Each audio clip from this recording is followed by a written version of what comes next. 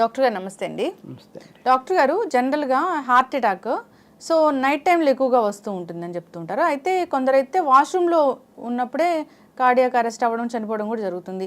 ఏంటి దీనికి ఏమైనా సంబంధం ఉంటుందా? వాష్రూమ్కి వెళ్ళినప్పుడు గుండె నొప్పి రావడానికి లేదా నైటే రావడానికి? హార్ట్ అటాక్ అనేది ఏ టైంలో అయినా రావచ్చండి.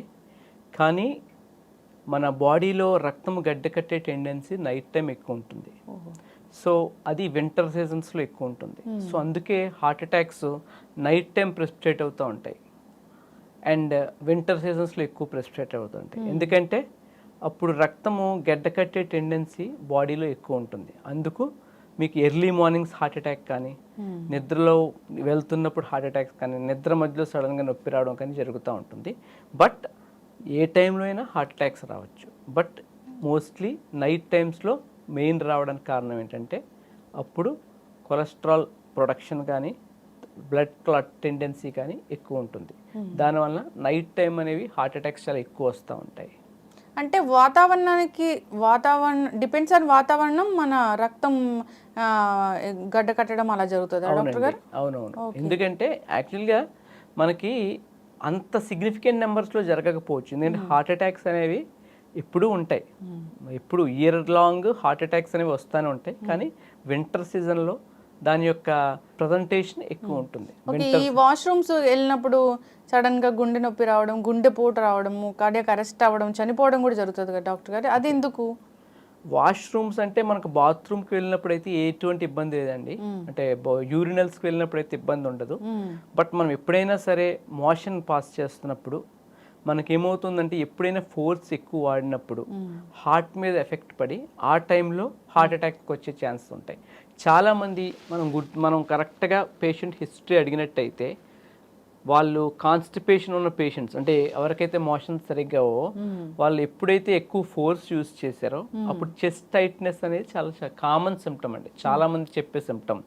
ఎప్పుడైతే మీకు మోషన్ డిఫికల్టీ ఉన్నప్పుడు, కాన్స్టిపేషన్ ప్రాబ్లం అంటే మోషన్ సరిగ్గా ఫ్రీగా అవ్వని వాళ్ళకి ప్రెషర్ అప్లై చేసినప్పుడు కనుక ఈ హార్ట్ ఏరియాలో కనుక పెయిన్ ఫీల్ అయితే మీరు వెంటనే అశ్రద్ధ చేయకుండా పరీక్షలు చేయించుకోవాలి. కంప్లీట్ ఈసీజీ, 2DA, టీఎంటీ ఎన్ని పరీక్షలు ఉన్నాయో అన్ని పరీక్షలు చేయించుకోవాలి. ఎందుకంటే అది చాలా చాలా చాలా ఇంపార్టెంట్ సిమ్టమ్, చాలా ఈజీగా మిస్ అయ్యే సిమ్టమ్. ఎందుకంటే మనం మోషన్ అవుతున్నప్పుడు మనం ఫోర్స్ వాడినప్పుడు మనం మజిల్స్ కాంట్రాక్షన్ వల్ల నొప్పి వచ్చిందేమో అనుకుంటాం. అది కూడా ఆ టైంలోనే నొప్పి ఉంటుంది, తర్వాత తగ్గిపోతుంది. సో అది చాలా చాలా ఇంపార్టెంట్ ఫైండింగ్. సో మోషన్ అప్పుడు మీకు ఎప్పుడైనా ఎలాంటి నొప్పి, left side of the chest pain, అంటే గుండె ఎక్కడ ఉంటుందో అక్కడ పెయిన్ అనిపిస్తే మీరు వెంటనే ఏ వయసులో వారైనా సరే టెస్టింగ్లు చేయించుకొని మనము ఎర్లీగా హార్ట్ అటాక్ రాకుండా బ్లాక్స్ని గుర్తించవచ్చు. ఓకే. అయితే డాక్టర్ గారు నైట్ ఎక్కువగా హార్ట్ అటాక్స్ వస్తాయని అనుకున్నాము. సో ఈ హార్ట్ అటాక్ వచ్చింది, నైట్ వచ్చింది, వెంటనే ఏం చేయాలంటారు? వెరీ గుడ్ క్వశ్చన్ అండి. హార్ట్ అటాక్ నైట్ వచ్చినప్పుడు చాలామంది గ్యాస్ ట్యాబ్లెట్ వేసుకుని అలా పడుకుని మార్నింగ్ వెళ్దాంలే, మార్నింగ్ చూపించుకుందాంలే అని చాలామంది అలాగే చేస్తారు. ఒక ట్యాబ్లెట్ వేసుకుని అలాగే పడుకుంటారు. బట్ అందులో 50% మంది హాస్పిటల్కి రారండి. మేము చాలామంది పేషెంట్స్ని చూస్తాము. నైట్ టైం కొంచెం బాగా చెస్ట్ పెయిన్ వచ్చి, ఆల్రెడీ చాలామందికి 40 ఏళ్ళు దాటిన వాళ్ళకి గ్యాస్ట్రిక్ ప్రాబ్లం ఉంటుంది. వాళ్ళకి ఏంటంటే ఆ గ్యాస్ట్రిక్ పెయిన్ని దీన్ని డిఫరెన్షియేట్ చేయలేరు, అది కూడా గ్యాస్ ప్రాబ్లమే అనుకుంటారు. సో మనం గ్యాస్ ప్రాబ్లమ్ని, ఈ హార్ట్ అటాక్ని ఒకేలా ప్రజెంట్ అయితే ఎలా రికగ్నైజ్ చేయాలి అనేది చాలా చాలా ఇంపార్టెంట్ అండి. ఫస్ట్ పాయింట్, మీరు రికగ్నైజ్ చేయొద్దు, డాక్టర్ రికగ్నైజ్ చేయాలి. అందుకే వెంటనే హాస్పిటల్కి వెళ్ళండి. మీకు హాస్పిటల్కి వెళ్ళాలి అని అనిపించకపోతే దగ్గరున్న ఏ సెంటర్కైనా వెళ్ళి ఒక ఈసీజీ తీయించుకోండి. ఈసీజీ తీయించుకొని ఒక ఫిజిషియన్, అంటే ఒక జనరల్ మెడిసిన్ ఫిజిషియన్కి కానీ, ఒక కార్డియాలజిస్ట్ని కానీ సంప్రదించండి. ఎందుకంటే ఈసీజీ అనేది చాలా చాలా ఈజీగా మిస్ అయిపోతూ ఉంటారు చాలామంది. హార్ట్ అటాక్ని గుర్తించలేరు చాలామంది డాక్టర్స్, హార్ట్ అటాక్ని గుర్తించలేరు. అది కూడా చాలామంది నార్మల్ అని చెప్పేసి ఒకరోజు ఉండి ఇంట్లో అయినా తగ్గకపోతే నా దగ్గర వచ్చి ఈసీజీ మేము చూస్తే హార్ట్ అటాక్ అని గుర్తించినవి చాలా చాలా ఉన్నాయి. సో మీరు ఒక ఫిజిషియన్ కానీ, ఒక కార్డియాలజిస్ట్ని కానీ సంప్రదించాలి, ఏ టైంలో అయినా సరే, నైట్ టైంలో అయినా సరే. సో గ్యాస్ట్రైటిస్ని దీన్ని మనం ఎలాగా డిఫరెన్షియేట్ చేయాలి అంటే ఫస్ట్ పాయింట్, మనకి గ్యాస్ నొప్పి కన్నా చాలా తీవ్రంగా ఉంటుంది ఈ నొప్పి, లేకపోతే సేమ్ అదే ఇంటెన్సిటీతో అదే తీవ్రతతో కూడా ఉండొచ్చు. దాన్ని మనం ఎలా గుర్తించాలి? జనరల్గా మనకి గ్యాస్ట్రైటిస్ ప్రాబ్లం ఉందనుకోండి, ఒక ఈనో కానీ ఒక ప్యాంటాప్ కానీ వేసుకుంటాం. వేసుకున్న వెంటనే ఒక 50 to 70% రిలీఫ్ ఇచ్చేస్తుంది. అలా కాకుండా మనం ఒక ట్యాబ్లెట్ వేసుకున్న దాని వెంటనే ఒక హాఫ్ అన్ అవర్ తర్వాత ఇంకొక ట్యాబ్లెట్ వేసుకున్న ఏమాత్రం రిలీఫ్ లేదు అనుకుంటే అది గ్యాస్ట్రైటిస్ అవ్వకపోయే ఛాన్సెసే ఎక్కువ. సో వెంటనే మీరు దగ్గరున్న హాస్పిటల్కి వెళ్ళి ఒకే ఒక బేసిక్ ఈసీజీ పరీక్ష చేయించుకుంటే సరిపోతుందండి. ఈసీజీలో హార్ట్ అటాక్ ఈజీగా తెలిసిపోతాయి. ఒకవేళ తెలియకపోతే హార్ట్ అటాక్లు ఈసీజీ నార్మల్ ఉన్నా ఉండొచ్చు, బట్ అంత డేంజరస్గా కాదు. బట్ ఈసీజీలో చేంజెస్ ఉన్నాయంటే అది చాలా డేంజరస్ హార్ట్ అటాక్. ఓకే, అంటే ఈ హార్ట్ అటాక్ వచ్చిందనేది ఈసీజీ లో వాల్యూస్ అది అనేది కరెక్ట్గా ఉంటే ఉన్నట్లా డాక్టర్ గారు, లేదంటే లేనట్లేనా? సో ఇంకా ఏమైనా అదర్ టెస్ట్ అనేది చేయించుకోవాల్సి ఉంటుందా? మంచి క్వశ్చన్ అండి. మనము ఏ హాస్పిటల్కి వెళ్ళినా ఇప్పుడు హార్ట్ అటాక్ ప్రోటోకాల్ అనేది కామన్ అండి. మీరు కానీ నేను కానీ గుండెలో నొప్పి వచ్చి ఏ టైంలోనే హాస్పిటల్కి వెళ్తే ఫస్ట్ ఈసీజీ తీస్తారు. హార్ట్ అటాక్లో 3 రకాలు ఉంటాయి. 3 రకాల్లో 2 రకాలు ఈసీజీలో తెలిసిపోతుంది. ఒక రకంలో ఈసీజీ కంప్లీట్లీ నార్మల్ ఉంటుంది. సో సెకండ్ పాయింట్ ఏంటి, గుండె స్కాన్ 2D ఎకో చేస్తారు. 2D ఎకో కూడా అంతే. ఒకే ఒక రకమైన అంటే మొత్తం 100% రక్తనాళం బ్లాక్ అయిన దాంట్లో ఆ హార్ట్ అటాక్స్లోనే ఈసీజీ అబ్నార్మల్ ఉంటుంది. ఒక 90% బ్లాకు 80% బ్లాక్ ఉంటే ఈసీజీలో అబ్నార్మల్ ఉండొచ్చు, లేకపోతే కంప్లీట్లీ నార్మల్ ఉండొచ్చు. సో దీనికి మేము ఎక్స్ట్రాగా ట్రోపోనిన్ పరీక్ష చేస్తాం. ఇప్పుడు హై సెన్సిటివ్ ట్రోపోనిన్స్ అని వచ్చాయి. అవి ఏంటంటే గుండెపోటు కానీ గుండె నొప్పి వచ్చిన 2 గంటల్లోనే మీకు తెలిసిపోతుంది. వెంటనే హై సెన్సిటివ్ ట్రోపోనిన్ పరీక్ష చేయిస్తాము.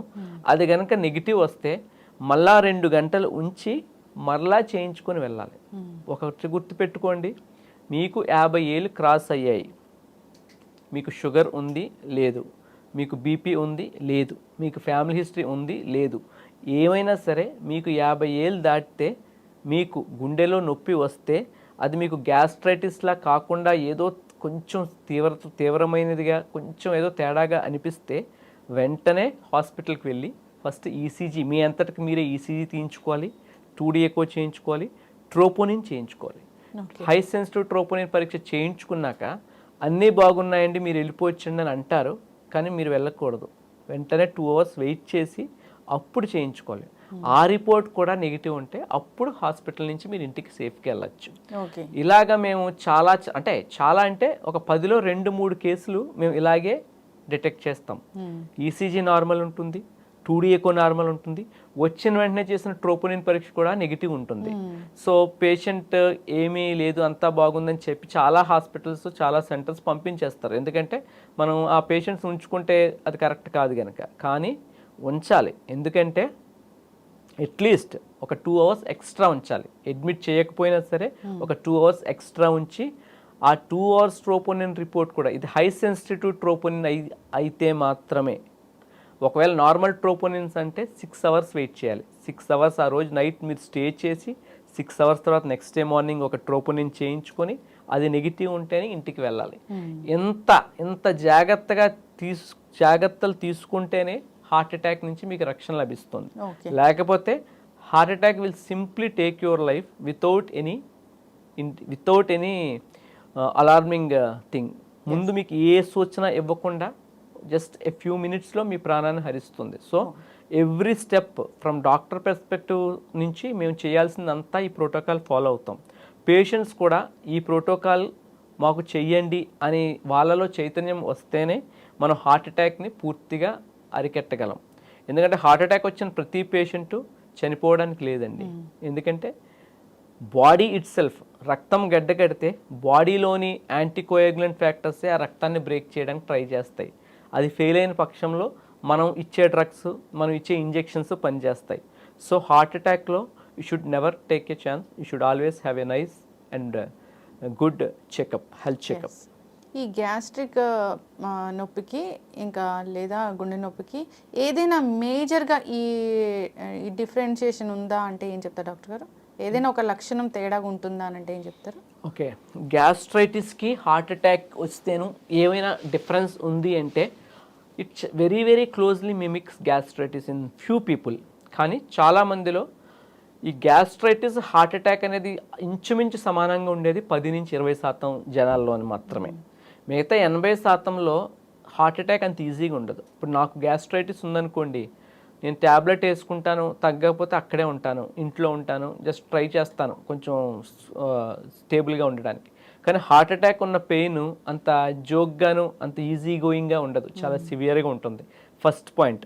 దాన్ని బట్టే పేషెంట్కి అర్థమైపోతుంది. ఎందుకంటే పేషెంట్స్ ఎవరైతే మేము హాస్పిటల్కి రాము, ఎప్పటికీ రాము, మేము హాస్పిటల్కి రాననే పేషెంట్స్ కూడా వాళ్ళంతటకి వాళ్ళ కొడుకుల్ని కూతుర్ని నాకు ఏదో అయిపోతుంది అర్జెంటుగా హాస్పిటల్కి వెళ్ళాలని తీసుకొచ్చే అంత సివియర్ పెయిన్ హార్ట్ అటాక్ ఉంటుంది. Second point, heart attack pain ఎప్పుడు కూడా ఇక్కడ వస్తుందండి, లెఫ్ట్ సైడెడ్, అంటే గుండె ఎక్కడ ఉంటుందో అక్కడ ఉంటుంది.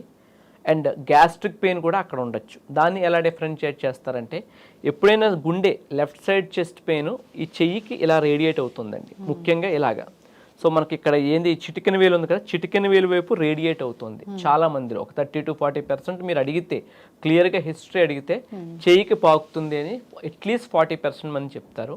And third important thing is severe sweating. కొంతమంది, అంటే అందరికీ రాదు, కొంతమందికి జస్ట్ చిరు చెమటలే రావచ్చు, కొంతమందికి అసలు చెమటలు ఉండకపోవచ్చు, కొంతమంది అయితే మొత్తం షర్టు ప్యాంటు తడిసిపోతుంది. సో అంత సివియర్ స్వెటింగ్ ఉంటుందండి. ఆల్మోస్ట్ దే విల్ బి, అదే స్నానం చేసినంత చెమటలు పడతాయి. Very very important. Chest pain with sweating అంటే ఇంకేమీ ఆలోచించక్కర్లేదు, అది నార్మల్ ఫీవర్ అవ్వచ్చు, లేకపోతే సింపుల్ గ్యాస్ట్రైటిస్ అవ్వచ్చు, హార్ట్ అటాక్కి ఎవాల్యుయేట్ చేయాల్సిందే. సో హార్ట్ అటాక్ చెస్ట్ పెయిన్తో స్వెట్టింగ్ ఉంది, ఒక ఆయాసంలా అనిపిస్తుంది, ముఖ్యంగా sweating. Second important sign is ఆయాసం.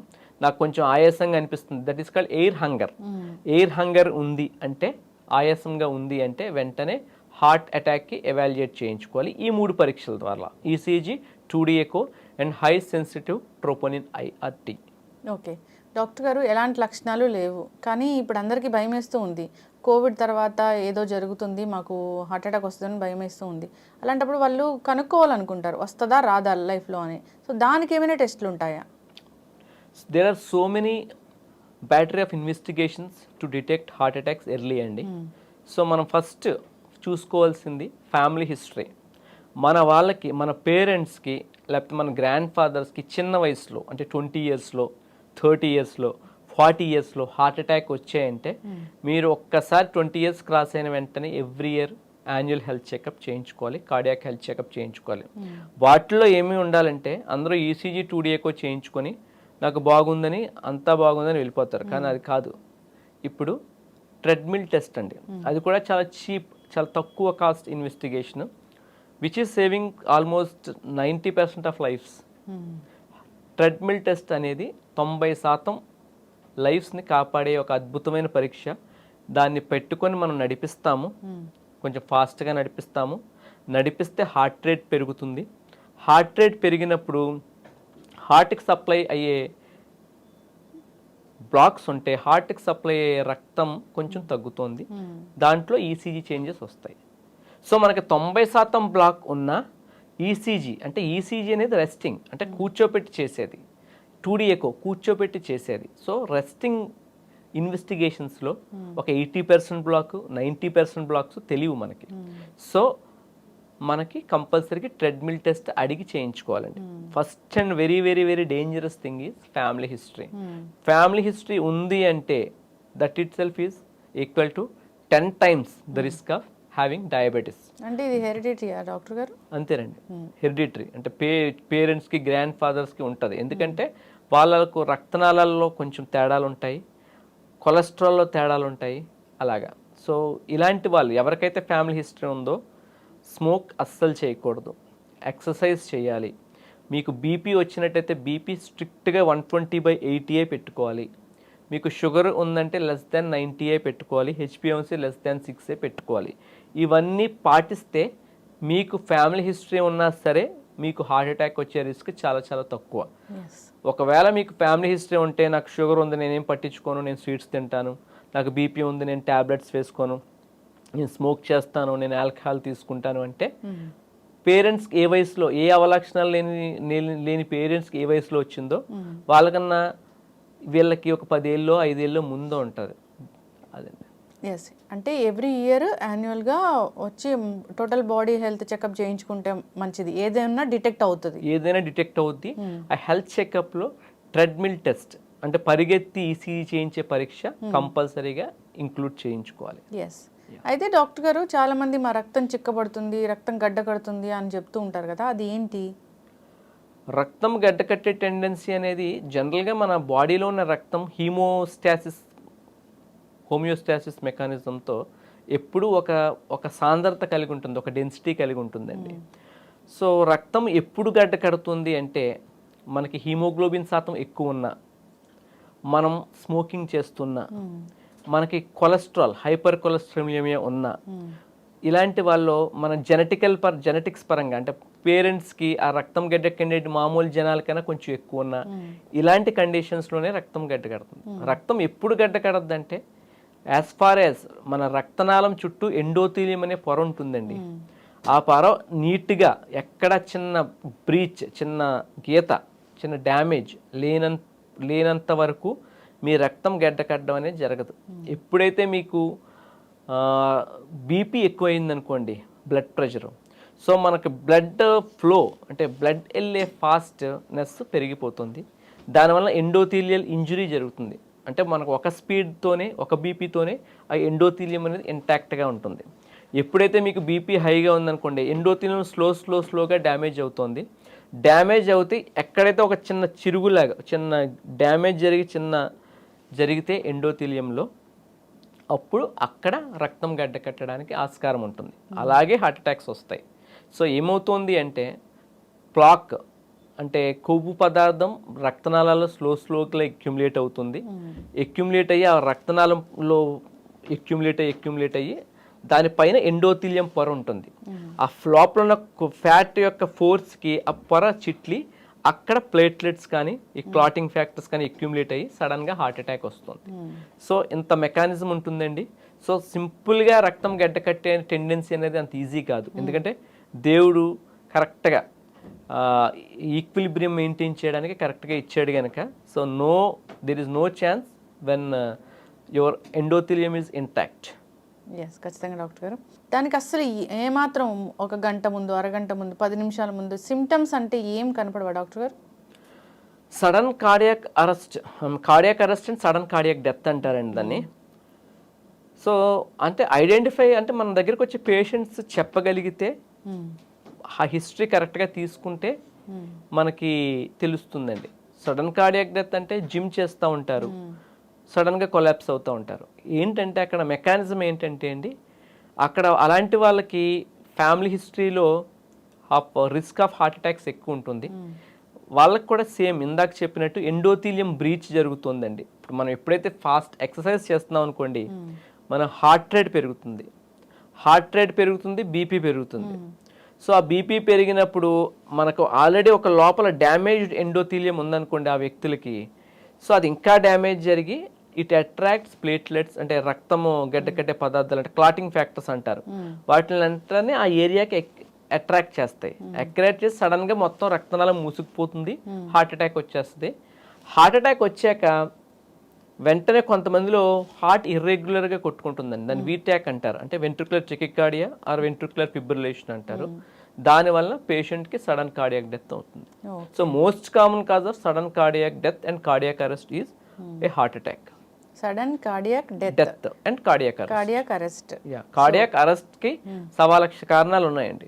అందులో most important cause is heart attack. Okay, yes, ఖచ్చితంగా డాక్టర్ గారు.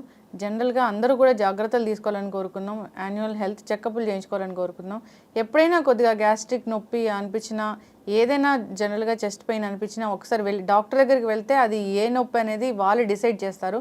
మనం ఇంట్లో కూర్చొని గూగుల్ చేసుకుంటూ అలా హోమ్ రెమెడీస్ పాటిస్తూ మన టైం అంతా వేస్ట్ చేసుకోకుండా ఉండాలి, ప్రాణాలను కాపాడుకోవాలని కోరుకుందాం. చాలామంది కూడా ఇది గ్యాస్ట్రిక్ నొప్పి అని ప్రాణాలు కోల్పోయిన వాళ్ళు మనం చాలా మంది మన రిలేటివ్స్ లోనే ఉంటారు అలాగా. ఎస్, ఖచ్చితంగా డాక్టర్ గారు. సో ఏదైనా ఒక డాక్టర్ ఒక మందు రాస్తే దాని గురించి గూగుల్ హిస్టరీ తీసుకోవడం కూడా చాలా మందిలో కామన్ అయిపోయింది. సైడ్ ఎఫెక్ట్స్ చూసుకోవడము, మందులు వాడకుండా ఉండడము, దానివల్ల కూడా గుండెకి సంబంధించిన ఇష్యూస్ అనేవి మళ్ళీ మళ్ళీ వస్తూ ఉన్నాయి రిపీటెడ్గా. ఏదైనా ఒకసారి డాక్టర్ చెప్తారు ఫాలోఅప్కి రమ్మని, అప్పుడు కూడా ఈ కార్డియాక్ ఇష్యూస్ ఉన్న వాళ్ళు చాలామంది కూడా వెళ్ళరు. దానివల్ల కూడా ఇబ్బందులు ఇంకా ఎక్కువయ్యే పరిస్థితులు కనిపిస్తూ ఉంటాయి. ఖచ్చితంగా ఫాలోఅప్ అవ్వాలని కోరుకుందాం డాక్టర్ గారు. చాలా చక్కటి ఇన్ఫర్మేషన్ అండి, ధన్యవాదాలు. And for more videos, Please subscribe to iDream. Please subscribe to iDream. Please subscribe iDream. And please subscribe to iDream. For more videos, subscribe to iDream. please like, share and subscribe to the channel. Congratulations, iDream. Subscribe to iDream. Subscribe to iDream. So subscribe to iDream Media. iDream ki iDream team అందరికి huge congratulations. Please subscribe iDream Media. Please subscribe to iDream. Subscribe iDream. Please subscribe to iDream. iDream అంటే నా కళల ఛానల్ను subscribe చేసుకున్న నోరు తిరుగుతలేదు, మీరైతే గంట గుర్తు కొట్టండి. For more such videos, please subscribe to iDream. Subscribe to iDream. Please subscribe to iDream. Please subscribe iDream Media. Please do subscribe to iDream. Please subscribe to iDream Media. For best entertainment and information, please subscribe iDream. And don't forget to subscribe to iDream.